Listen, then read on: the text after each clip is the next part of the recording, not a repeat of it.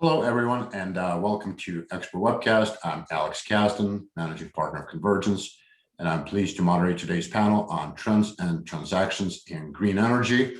We've got a great panel of speakers here today, whom I'll introduce in a moment. The topic is very, very relevant. Interestingly enough, the latest issue of The Economist deals with green energy, and they have some interesting statistics that we'll bring up. But let me introduce the speakers. I'll start with Jason Kim, who is a partner in the corporate department of Blank Rome.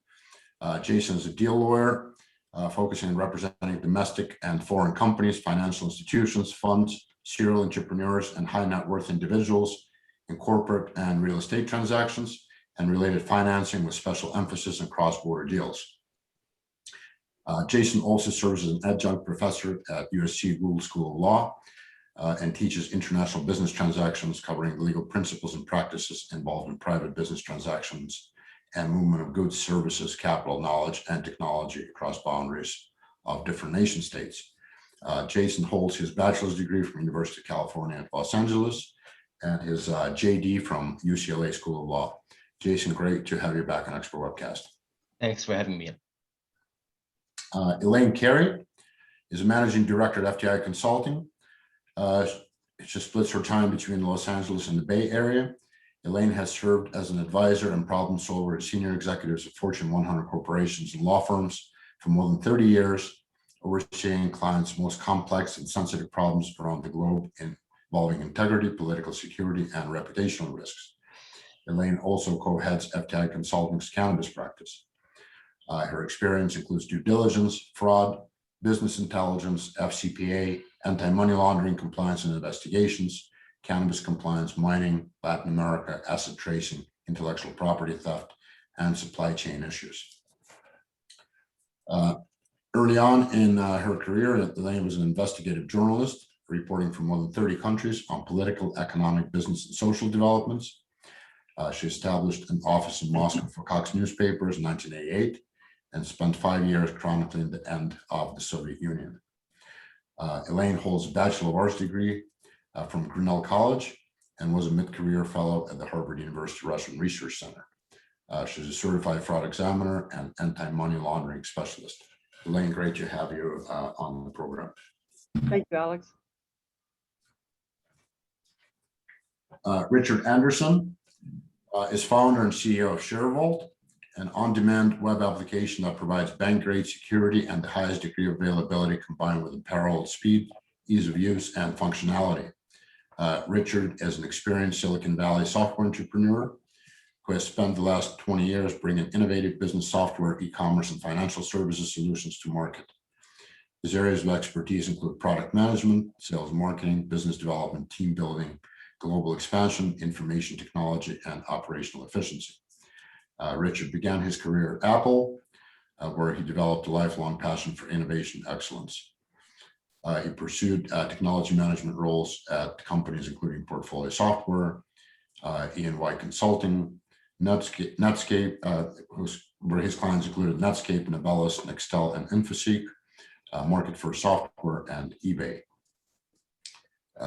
Richard earned his bachelor's degree from Whitworth University and his MBA from the University of California at Berkeley. Richard, great to have you on the program. Thank you, Alex. Glad to be here. And Brett Cornell is a senior advisor at BRG and Cornell Capital Group. Brett is a financial economist and a leading expert in valuation. His areas of focus are energy and climate, among others. Over more than 40 years, Brett has taught courses on, written books and scholarly papers on, and testified in a wide variety of legal matters involving valuation, damages, and securities. He has provided testimony and expert analysis in some of the largest and most widely publicized finance-related cases in the United States. His clients have included AT&T, Berkshire Hathaway, Bristol Myers, Citigroup, Credit Suisse, General Motors, Goldman Sachs, Merck, Microsoft, Morgan Stanley, Orange County, California, Pricewaterhouse, Verizon, Walt Disney, and various agencies of the United States government. Brett was the Bank of America Professor of Finance at the Anderson Graduate School of Management. He taught at the California Institute of Technology for 9 years. He taught courses on applied corporate finance, investment banking, corporate valuation, and security analysis. He's currently developing a new course, Energy, Climate Change, and Finance at the UCLA Anderson School of Management. Brad received his bachelor's degree, master's degree in statistics, and PhD in financial economics from Stanford University. Brad, great to have you on this program. Thank you. Glad to be here. Great. So talking about green energy, and I referred early on to the Economist article, the statistic that's quoted in the Economist is that in the first quarter of 2021, just in one quarter, $178 billion flowed into green energy as an investment. It's a hot topic, very relevant with both strategic and financial investors. And I wanted to go to Jason first as the deal lawyer on the panel. What are some of the trends that you're seeing in green energy investing among your clients? How is it relevant? Where do the ESG considerations come into that as well? Yeah, it's actually interesting that you bring up the term ESG, which is becoming increasingly important and part of the conversation that's taking place. So the green energy as a topic is becoming less and less sort of a standalone topic or standalone issue, but it's being more considered as part and parcel of the larger environmental, social, and governance issues, or ESG issues. And ESG issues is, and the importance of ESG issues is gaining a little bit of steam as investors, board of directors, and management sort of look upon those and management of the risks and opportunities available in the ESG world as part and parcel of valuing a company, or at least the long-term sustainability of a company. So we're seeing a lot of that. Just as an aside, as a way of illustration, the focus on how companies deal with remote workers, work-life balance, that's also part of the ESG conversation.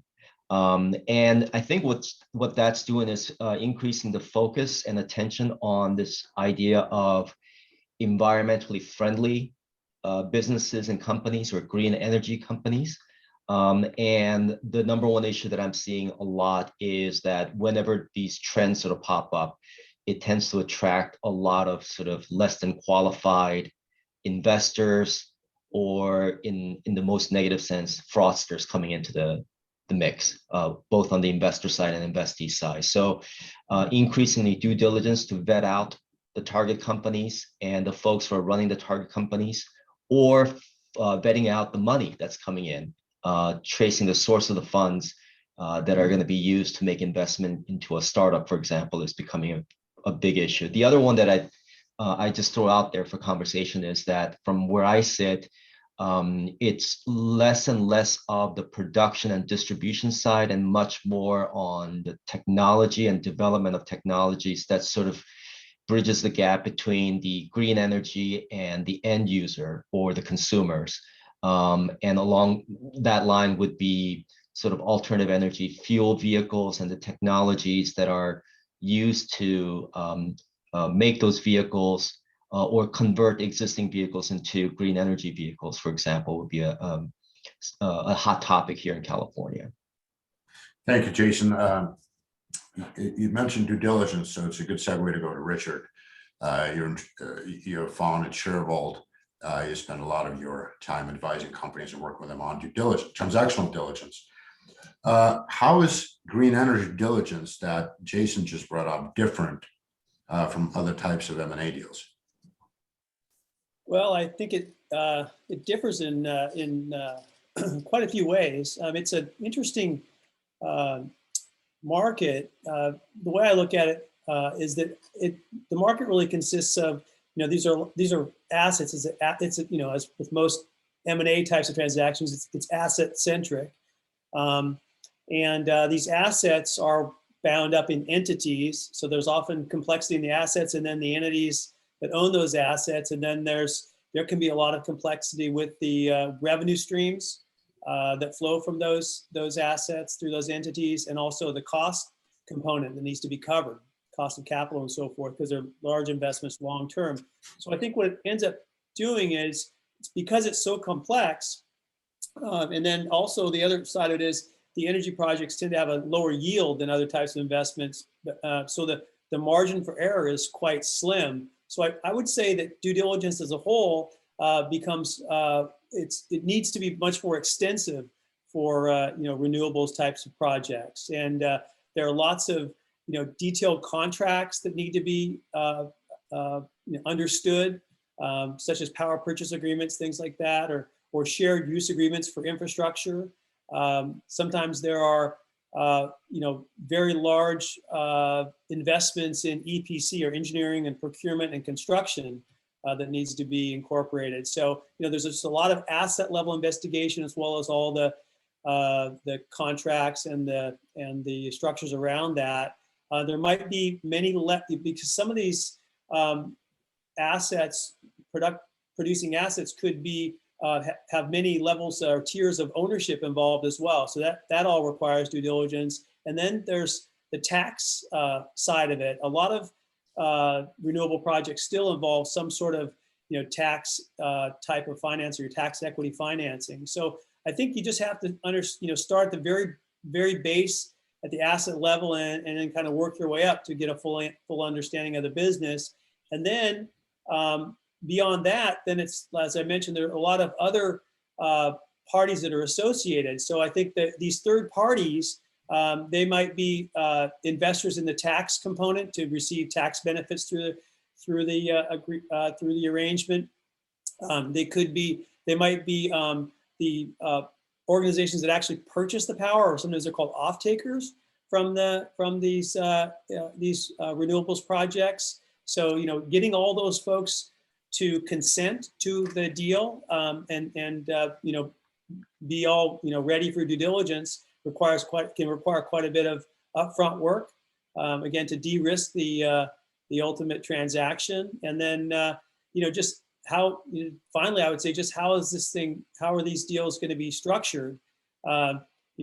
Making sure that they're complex to begin with, making sure they're as simple as possible, making sure that any sort of change of control risks or facets of the agreement are well understood, and if they can be kind of structured out of have some of those change of control and other arrangements reduced in the transit, that's going to help as well. So I think at the end, it's like any deal, trying to de-risk it. But I think with these, there's just a lot of complexity to them. And I'm kind of referring to more the production side and the distribution side of it. There are a lot of tech deals as well, and we can talk about that too, just bringing new energy technologies to market, battery technology, storage technology, things like that. But I'll leave it at that for now. It's a fascinating topic, and I look forward to more discussion about it.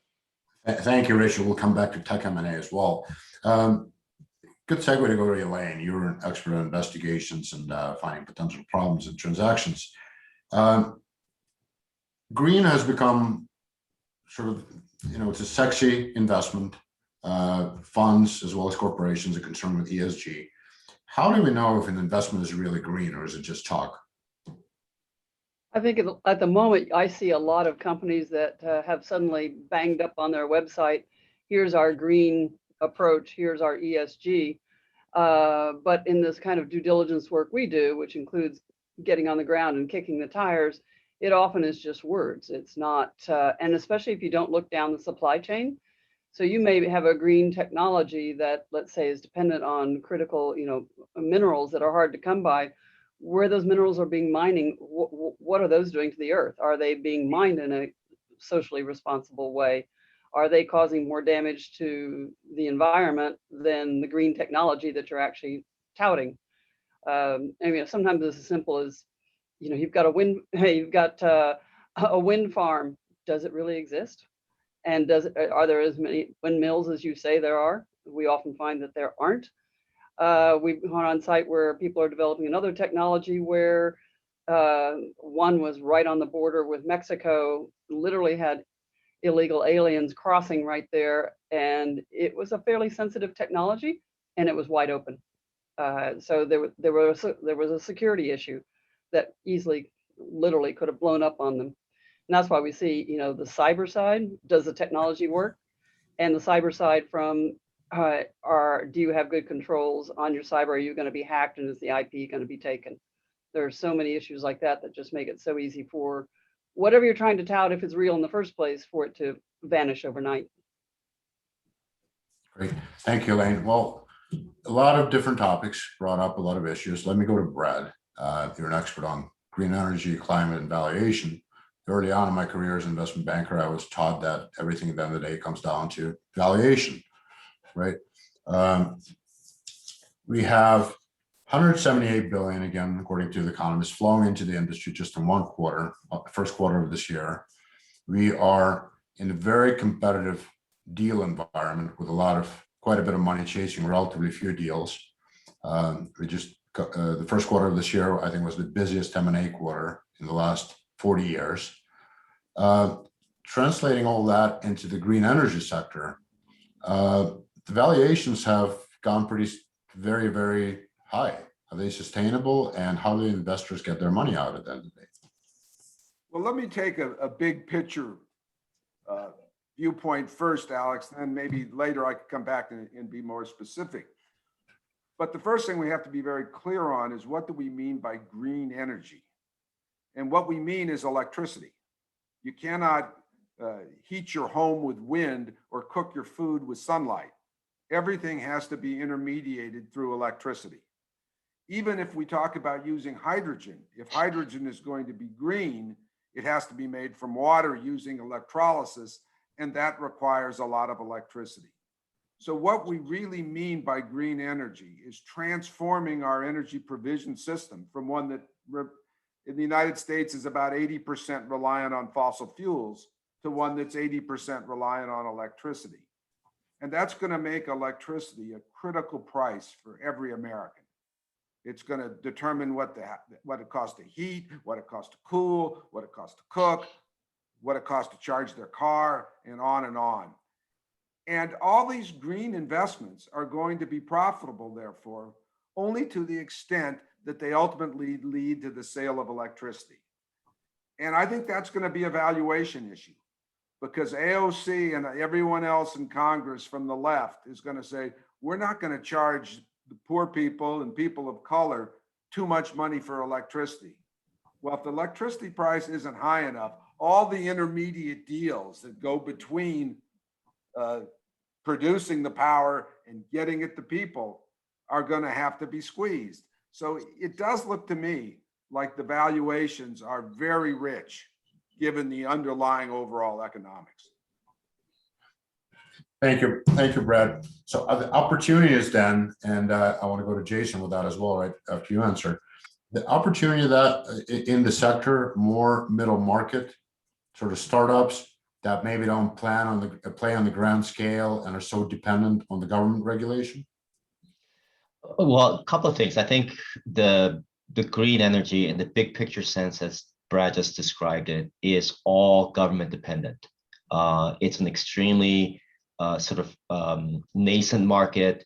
There are emerging technologies, there are emerging systems and processes that are taking place, but they're all subject to, in one form or another, government subsidies and subject to government regulations. Having said that, I think from my perspective, the green energy tech seems to be sort of primarily in the middle market, meaning privately owned startup company types, whereas the larger production, picture solar farms, wind farms, and connecting them to the grid tends to be a much larger deal involving larger investors or groups of investors. So it sort of runs the gamut. From where I sit, which is essentially a middle market world, for obvious reasons, we're really looking at green energy tech sector more than anything else. Thank you, Jason. Well, let's go back to Richard. What, other than large energy firms, who are the usual participants in the deals that you're seeing in the sector? Well, I think, it's large and small companies that are investing. It's private equity. Venture firms are in the mix. They're at the earlier stages. So I think it's all the various investor types that are getting involved in these, and and particularly these tech type of deals, they're similar to the tech deals we've seen in the past, and lots of different parties involved on the investor side, or on the acquiring side. Thank you, Richard. To go back to Elaine, ESG and green have become big topics, right, in investment. The deals have to make sense from the financial angle, right? To return money to investors. Is green really a competitive advantage from your perspective? It is if it's real, but often it's not. And so I think that's why you have to not get carried away with the froth of the market and the new shiny thing that people right now, as those economist figures you quoted indicate, that people are just rushing to anything that's green. And as I mentioned before, unless you know it's really green, it's not going to have that effect. It's as a matter of fact, when I see these companies that we dig into, and we have investors who say, tell us what these people really are up to. Are they really green? What other problems do they have? It is worse for a company to have good policies and procedures up that they publicize on their website, et cetera, and that the CEO touts if they're not actually doing it. That's a greater sin than not having the policies at all. So it's just like the cycle we went through with, bribery in business, et cetera, the Foreign Corrupt Practices Act, various issues like that. If you're just going to say something, but it's not really true, you're going to find it's going to tank your investment and probably cause you regulatory issues that's going to make that profitability even harder to get to. So you have to be really careful about what you say you're doing, because it's easy for people like us to figure out whether or not you're doing it. And the other part is I see a lot of companies popping up and saying they're going to, give you an ESG score. I don't think anybody's figured out how they can do it. That's not subjective. But when we go someplace and say there's no there that they're trying to sell you, or the money that's coming in is actually dirty money that is trying to make itself pretty by being invested in green, it still doesn't, if it's a pig, it's a pig. So don't go there. Thank you, Elaine. Let me go back to Brad. And you said we have to understand what green is. And let me give you a hypothetical. We can have a green car, right, electric car, but you got to plug it in to charge it up. And if the electricity that's used to charge it up is generated by burning coal, are we becoming more green or less green as a result of the electric car? Well, you really have to, that's kind of like what Elaine was saying. You really have to dig into the details. Like Elon Musk has talked about how Tesla is making China greener. It's actually making it browner. Here's the problem in China. 60% of China's electricity is generated by burning coal. Building an electric car is much more energy intensive than building an internal combustion engine car, because you have to make the batteries. And batteries require a lot of electricity in their production. So basically what is happening in China right now, and it may not be in the future, but right now, when you build a Tesla, you burn a lot of coal. And when you charge a Tesla, you burn a lot of coal. So if you wanted to be green in China, you'd be far better off buying a Honda Accord or the equivalent than any Tesla. And that's the problem with some of this saying what's green. You have to look into the details, and those details are going to change over time. If China's grid becomes greener, then the Tesla becomes greener. But how do you manage the whole ecosystem? Again, I'm looking at The Economist, for example, and one of the numbers that they throw out is that the total investment over the next decade in quote unquote green energy is 35 trillion. So if you're short, let's say that's the correct number. And if you're short of that number, are we not making things greener? Well, here's another interesting calculation you can run to Richard too. If we as a group are going to invest 35 trillion, then every percentage point of yield is 350 billion a year. So you can see right away the political pressure there's going to be to keep those investment returns down. And when those are the type of numbers that are necessary to transform the energy system. So there's going to be a real push and pull here between return on investment and the amount of investment that's required. I think that's, Jason, why governments are going to have to play a role. because investors are not going to get the sort of risk-adjusted returns they would like on that 35 trillion, in my opinion. Yeah, and just to add to that, you're absolutely right. That's why the government has to play a role right now. But that's also the flip side of that is that's one of the big risk factors, right? When you're evaluating green energy investment opportunities, you have to recognize that whatever you're looking at is going to be heavily dependent on the government regulation and henceforth much more politics driven, especially here in the US, than you would be comfortable with. And what does that mean in terms of evaluating the opportunity, evaluating the long-term sustainability and the value proposition when we have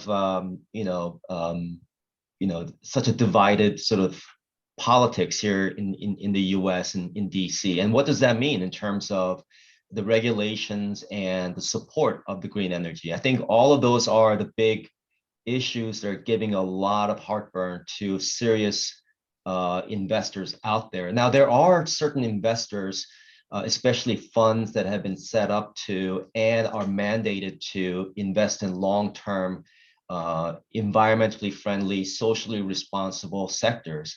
And they tend to have a much longer view in whatever they're taking a look at. But for the rest of the investors out there, they're really wary of the politics, I think.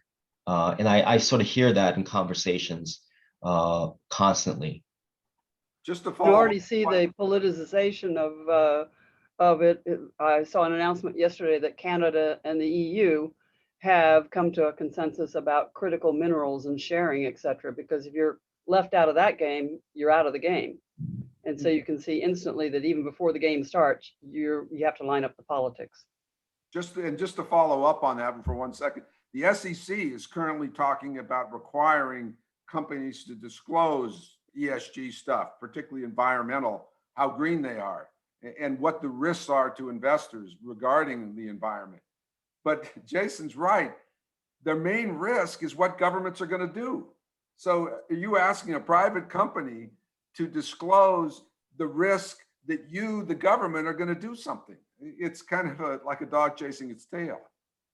So how do you, going back to Jason as a deal lawyer, how do you mitigate for those risks? Unless you have a very short investment horizon, because everything changes, potentially with every presidential election. Yeah, I don't know if there's a true way to mitigate those risks that we're talking about. For the most part, what I see is just making lots of assumptions and turning a blind eye to few factors. I mean, it's almost gotten to that point where you just have to make a decision on whether to go forward with an investment or not, given the current political environment.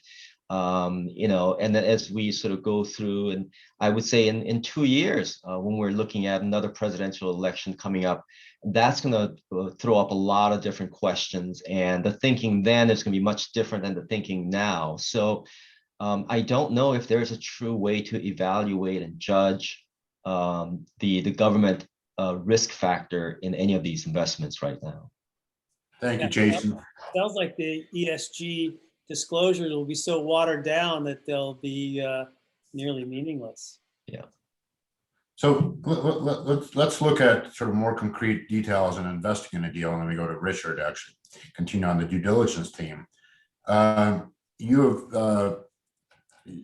started ShareVault, the founder, which is one of the best data room providers in the industry.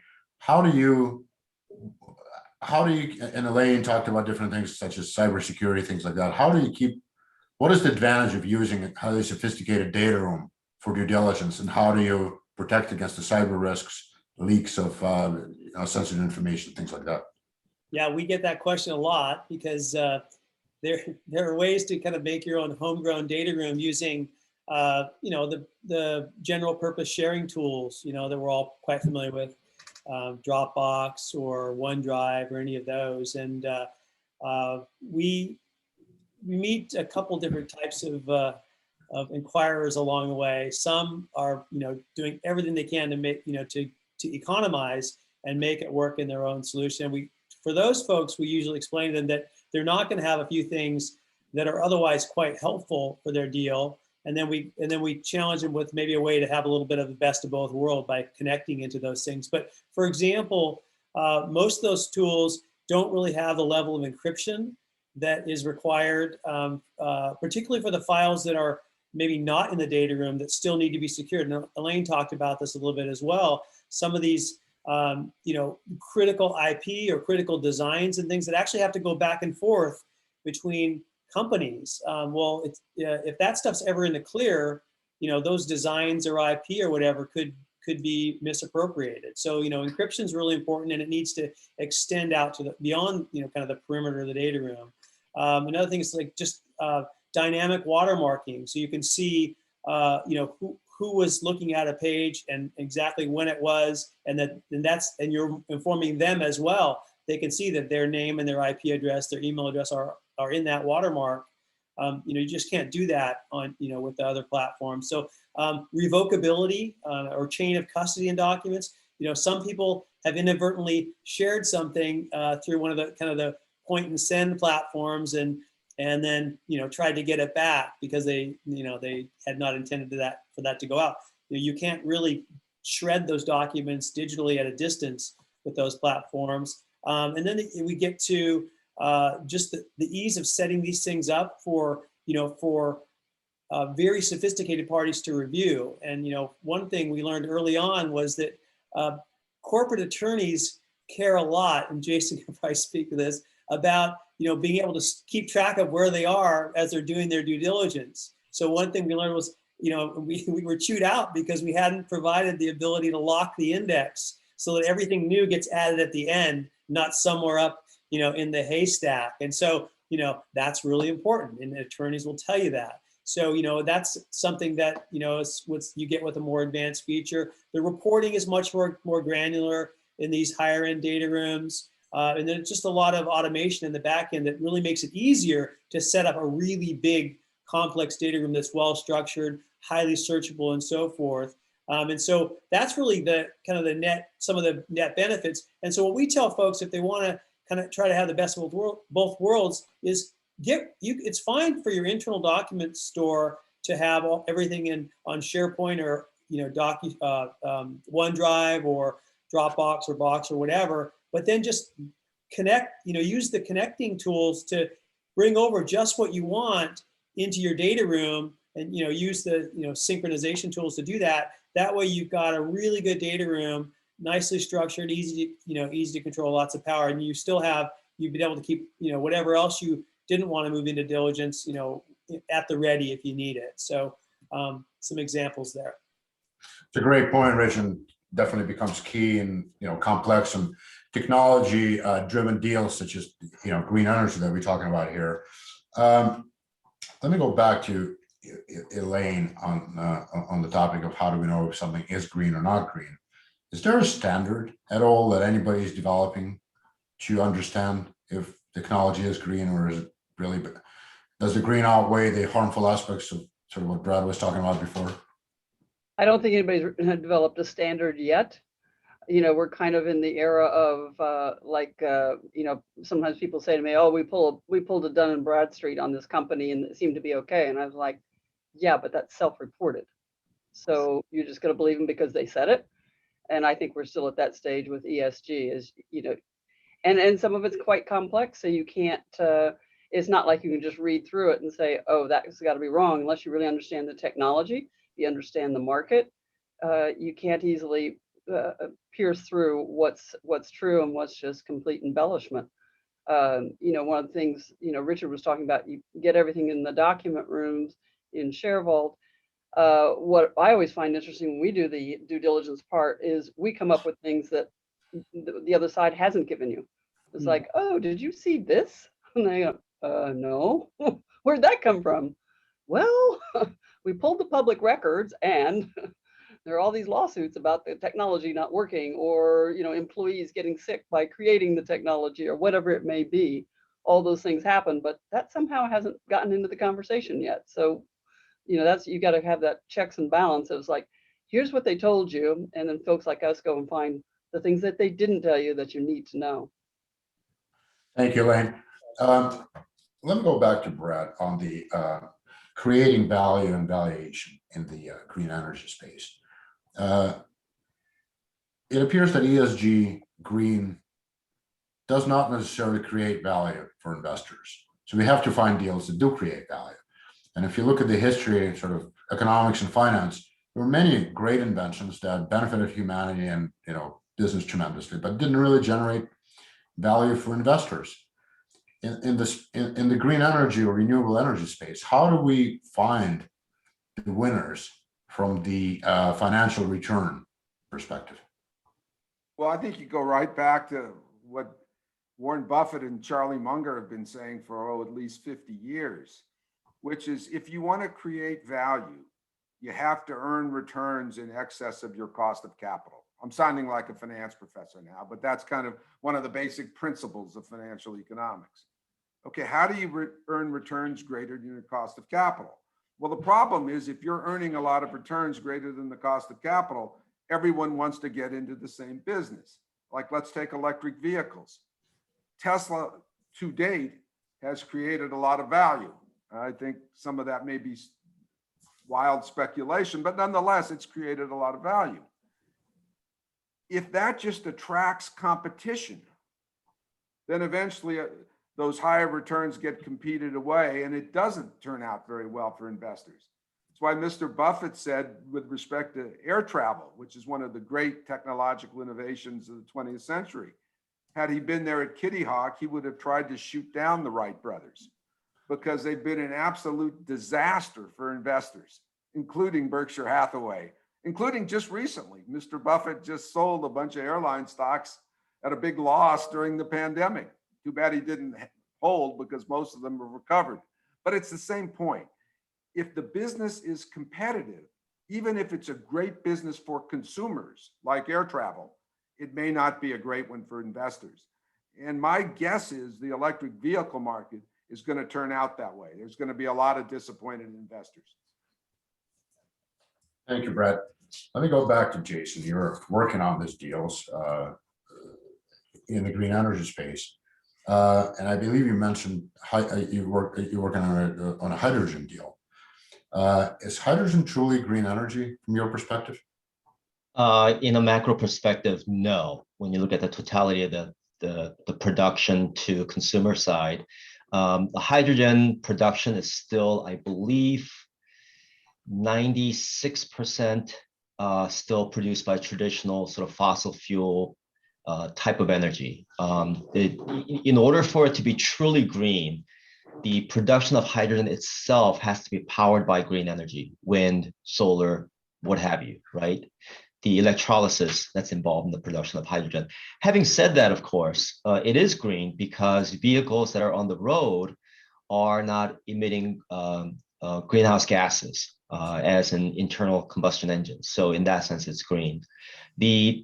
So I think that sort of hydrogen fuel cell vehicles is a perfect sort of illustration of the complexities that everybody here on this panel is talking about right now. So you have that, is it truly green? Is it not green? When is it going to be green? Can we afford to have such a long-term outlook, and if we're an investor into that particular company? Also, another interesting issue that Brad just alluded to is, hydrogen fuel cell vehicles in some ways is directly competing with battery powered electric vehicles such as Tesla. And in some very primitive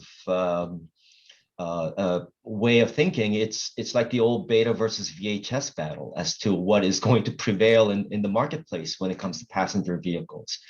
And then when you move up to medium duty or heavy duty vehicles, now you got things like natural gas, propane, and other things coming into the actual power source for the vehicle's operation. So, when you just look at hydrogen fuel cell vehicles, you say green car, emits no greenhouse energy, great for society, great for the environment. But then as you sort of expand your view into that particular opportunity, you see layers and layers of complexity coming in. And then to go back to another theme that we talked about, overlaying all of this is sort of so for example, in California, we have a lot of incentives to promote the use of hydrogen fuel cell vehicles on the road. But it also, on the flip side, there are a lot of regulations related to those vehicles as well. So far, all of those regulations are in favor of this particular industry, but who knows what's going to happen, 5 years from now, 10 years from now, as the politics sort of change. So again, the deeper you dig into the issues, the more complex it becomes. And so therefore, from a deal lawyer's perspective, the due diligence that's involved in any of these opportunities is going to be a lot more involved. You're going to have to be asking a lot of different types of questions, and you're going to have to be thinking long and deep about the information that you're receiving in answer to those questions and evaluating them. Thank you, Jason. I'm going to go back to Richard with due diligence. Many of these transactions tend to be cross-border. Are there certain best practices that you see in cross-border transactions that you don't see domestically? Yeah, I think so. And maybe the way we've migrated to more online meetings and things like that might have helped a little bit over the last year plus. But one of the classic techniques to find growth paths or M&A opportunities is to get close with corporate development leaders, in your industry and other influencers as well. Well, that can be done overseas, internationally also. It just takes a little more work. So, I think the ones that do that are tapped into, the organizations that are making big bets, or looking for key technologies. Making sure they're looking worldwide for those to build those relationships, and a lot of that's done at conferences and things like that too, and that's going to come back. But and then I think anticipating that they're courting those potential interested parties into the deal by producing some information in local languages, and it might be just pre-deal summary information. Corporate overview or technology overview, market vision, what have you. Convert those into native languages and use those to tell your story. What I always recommend is make it available through the data room. Not so much because you don't want the 2-page summary to get out, so to speak, but just because you want to know if they read it. If you went to a conference, met with a dozen folks from around the world and wanted to put them, apprise them of some of your, more innovative assets in the company. You can do that through your data room, and then track who's showing interest, and then follow up with that. So and the multilingual capabilities are quite good these days. So I would say take advantage of those, and then the rest of the cross-border deals, there's a fair amount of scrutiny and complexity that goes with any deal, and I think that's similar for the cross-border deals as well. But more tools are available today to facilitate those, and I think that it's a good thing to stay on the leading edge of that. Thank you, Richard. Let me go back to Elaine. Green energy. Are the right industries going green? I don't think so yet, because I think some of the things we were seeing, I just saw a headline yesterday about Legos was promoting the fact that they were going to use recycled plastic to make the Legos. Okay, that's nice. That's kind of sweet. But is that really going to lower the temperature in the world? I don't think so. So unless you look at the major producers of the people who use the most electricity, et cetera, and the biggest industries that are causing the world to warm up, it doesn't make much difference. So you have to have you have to look at farming, you have to look at air travel. There are all sorts of things you have to look at that takes a really large scale change of mind and large scale answers that one company here and one company there is not going to address. And so it's a much bigger problem than I'm sure it's something that Brad has looked at in great detail, that if you have to change something in a big way, which is what the scientists are saying, you have to do more than make Legos out of plastic, recycled plastic, or recycled that the other one is the soda makers are saying they're using much more highly recycled plastic to make, Sprite, Coke, whatever. That won't change the temperature of the earth. Great, So like, thank you. just to say one thing, Elaine, cement and steel manufacture are Yeah. huge users of fossil fuels, but they're critical for urbanization, for economic development and so forth. So if we're going to attack the problem, the first thing you need is a list of where the problem is, and it's not in Legos. No. Well, let me pose this then, and we keep hearing, I keep hearing large scale, climate change, green, right? Let's stick with those topics.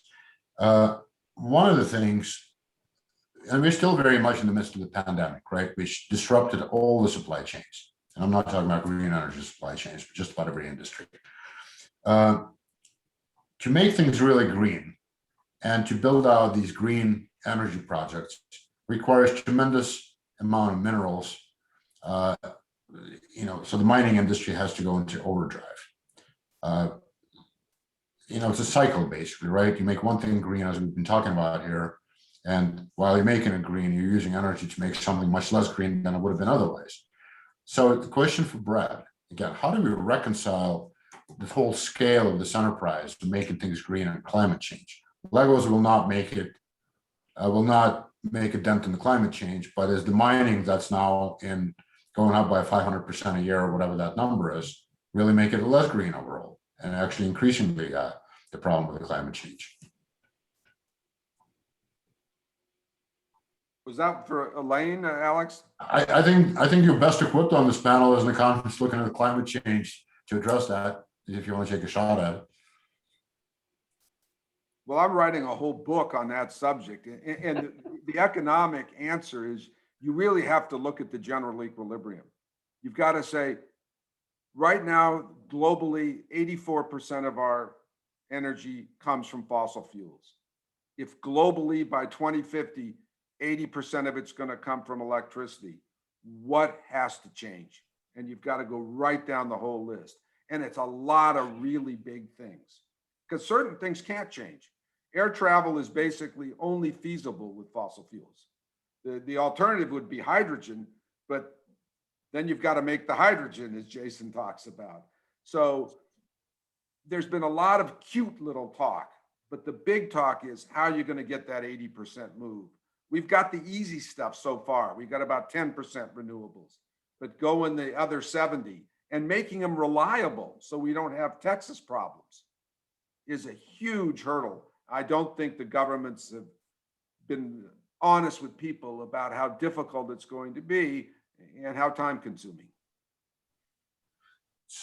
So is it possible, and I'll open it up to the panel, to make the global change without government,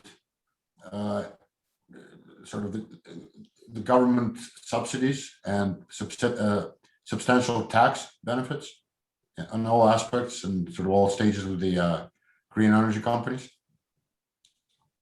Well, I would say to be a little contrarian to the points raised earlier about recycled plastic Legos won't make much of a difference. I agree with that because that's a reality in the short term. But if we can change people's behavior and start to build some markets around recycle, like in California, we have like every state, we have a massive plastics problem with disposal. And so if we can start to change behavior and build some market mechanisms to reuse and repurpose some of these materials versus landfill them, which has greenhouse gas implications as well.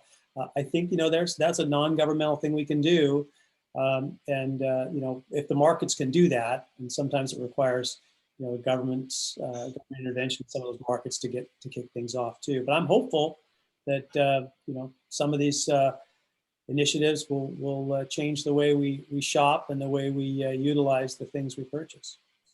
It's an interesting point, Richard, especially when you look at the statistics that an average American uses twice as much energy as a European, and I think 3 times as much as an average Chinese. So yeah.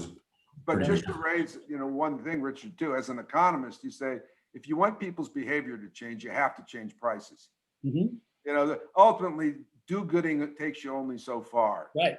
The prices have to reflect the true costs. And if we think there's these great costs associated with fossil fuels via global warming, for example, just about every economist in the world says we have to have a carbon tax so that it reflects the true cost of fossil fuels. But that seems to be a political non-starter. Yeah. So let me with that, let me go to Jason as the deal lawyer on the panel. In the deals that you worked on in green energy, when people are investing with the financial strategic buyers, what's the focus split between investing in particular company, particular asset versus understanding the global sort of green energy, that we've been talking about here, the green energy equilibrium, so to speak. I think that was the term Brad used. So the vast majority of the private equity folks, for example, that are investing in this sector are much more focused on the particular company, the particular technology, and the particular group of executives that are going to lead the charge in developing the company and bring it forth to the market as soon as possible in a big way. They're less sort of focused on a global picture of what this means in terms of the overall sort of lessening of the greenhouse gases or decreasing the carbon footprint, all of those things. I think those are sort of aspirational goals, but the immediacy is really focused on the company and the technology and the assets on hand. As I said, I've been on deals where we have funds that are specifically created to promote the greening of Earth, and for those folks, they're much more focused on long terms, and they're very patient. They understand that the short-term gain is going to be either non-existent or it's going to be very slim. But I think that's quite rare. So that sort of creates this weird phenomenon that I see from time to time, where the investment is made with eyes wide open, but also in recognizing that green terms like green energy, ESG are extremely popular and sexy right now. So they're sort of viewed upon as part of the total package of intangibles that are kind of adding to the valuation of the company's assets for the next 4, 5, 6 years. I don't know if that's the correct way to invest from a perspective of, is this a true realistic management of the risk points that are being presented by the opportunity? But at least that's what I'm seeing in the trenches right now. And I think that's going to be the way it will be for a while, until, as Brad alluded to, we have a much more nationwide or a global sort of effort to make a true difference in changing the way we produce electricity and distribute electricity to the consumers. Thank you, Jason. I go to Elaine. Where do you, as an investigator, where do you see the money coming into many of these deals? Is it domestic funds? Is it coming offshore? It's both. But I think we've been seeing more domestic funds, family offices, PE funds, et cetera, that are coming in. But there is money from overseas, which of course then raises new risks of, where is it coming from? Why is it coming in? Particularly when the deal doesn't look like it's all that good, then you got to wonder, why are those people so intent on putting the money in, which might mean they have another reason to put the money in, which is because they need cover for the money. Rather than they're actually interested in that deal itself. And interesting, along with what Jason said, one of the things that I've noticed over many years of doing this is that when we find, say, corporate governance issues or even environmental or social issues within a company that weren't always branded as ESG, but were just plain old problems we would find, it often would tie to the actual financials itself, so that when they started kicking the tires on, well, what is your profitability? What is your AR? All that sort of thing. If it looked bad on the ESG side, often it looked bad on the other side too. So they become sort of yellow warning lights, if not red warning lights, of whether or not the deal's worth doing in the first place. Thank you, Elaine. Let me go back to Brett with that, because Elaine and Jason just brought up a lot of great points. If you're an investor in a fund, or your pension fund is investing in this deal, staff may not generate profitability or revenues for that matter. And as ESG grade or green energy grade they may be, as an investor, you need to get returns. You got to make mortgage payments. You have to put gas or electricity in whatever car you're driving, right? So how do you find deals that actually make sense in this space from the financial perspective? Well, right now, the market seems to be willing to give people money for very long-term speculative reasons. For example, at the Cornell Capital Group, we track a group of about 30 reasonably sized unprofitable companies. That is companies that have never made a penny or made just a few in one quarter. And I have the data here, so I won't mistake it. But from February 1st of 2020, the S&P 500 is up 36%. These index of unprofitable companies is up 240%. And they have not made a penny as a group. They've lost. So right now, and I could turn this over to Richard or Jason, the market seems to be willing to pay for dreams. Yeah. How long that will exist, I have no idea.